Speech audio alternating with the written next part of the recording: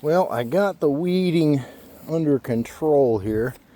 We still have some couple different kinds of thyme. These peppers never really took off. These peppers are doing fairly well. Still have some lettuces, but they're bolting. Thanks to my friend Teresa, I got some fresh shit in the garden. Just brought that in here finally yesterday. Started mending this for the fall garden. I also have this peanut shell compost gonna go in here too. Down on this row you can see the kale and collards took a beating from the I don't know if it's a white fly or a caterpillar. Yeah, it's a little worm dude right there. See that guy?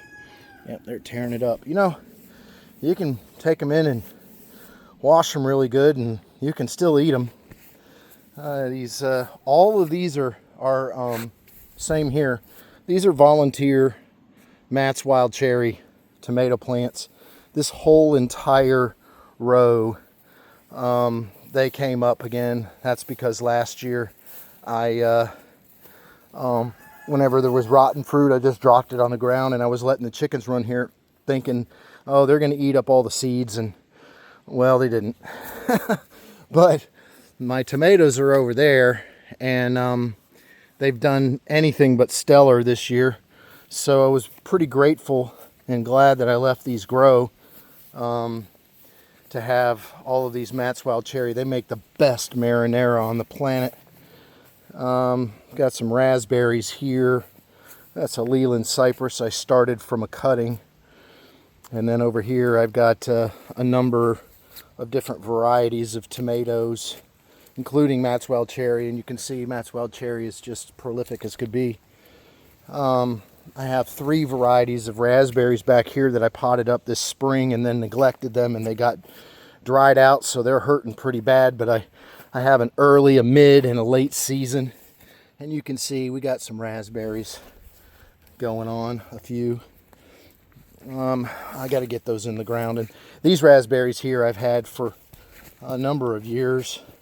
Same deal, I bought 3 varieties from Johnny Select Seeds, I believe, and the other 2 varieties that I never got in the ground died. And you can see here we got some fruit coming on, and also quite a bit of probably Japanese beetles. I don't see them, and I haven't seen them since I had chickens. I've had a very low amount of Matt's Wild Cherry, or got cherry on the brain. Japanese beetles. The chickens really tore them up. These are some chicory. I had no idea that chicory made such a perfect, beautiful little purple flower. You can see the wasps in here. Wasps love aphids. So the wasps are in there doing their job, eating up the aphids. And the Matt's Wild Cherries are everywhere. I'll probably try to pick some of this kale and collards and cook them up today. Look at those beautiful little cherries. Nice. One more variety of chicory. There was actually radicchia, endive, and I don't remember what the other one was, but anyway, glad to have that coming on. These banana trees are still ridiculous and need to go. And I did have a corn harvest this year.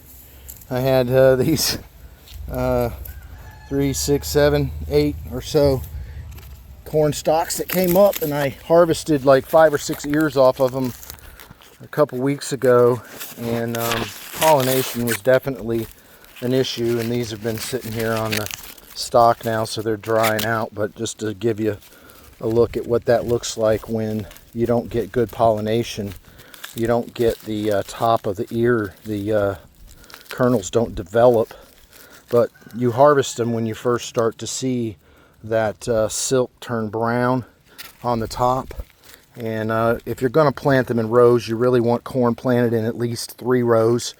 And I like to plant mine about 8 inches apart. Next year, this whole area that I have yet to get to weed control will be a big 3 rows. I might squeeze 4 rows of corn in here, and that's 10, 20, 30, 40 feet times 4, 160. Minimum closer to 300 plants that will go there. See, we even still have the old Matt's Wild Cherry growing down here amongst the banana trees, which, by the way, do not produce fruit. That's another reason why they need to go. And my garden orb has been knocked over. Get that back up here where it belongs. Rosemary has been planted here for, I think this is the 3rd season, and it is really in love with that spot, but unfortunately it's in a prime growing area, and the rosemary's not hard to grow. So I'm probably going to move it over here. I've got this rock, and I'm starting to build a rock wall here, and this is going to be a herb garden along the fence line here next to my peaches. Whoops. Just stepped on some more Matt's Wild Cherries. As you can see, I let them grow. Anyway, that's a little better than the other day. Oh yeah, and don't forget, these are wild blackberries. They were super prolific this year. Had lots and lots of blackberries on them. And chiggers. I need to get the old pruners out and get that sucker under control. I'll come back on a later day and see how it's going.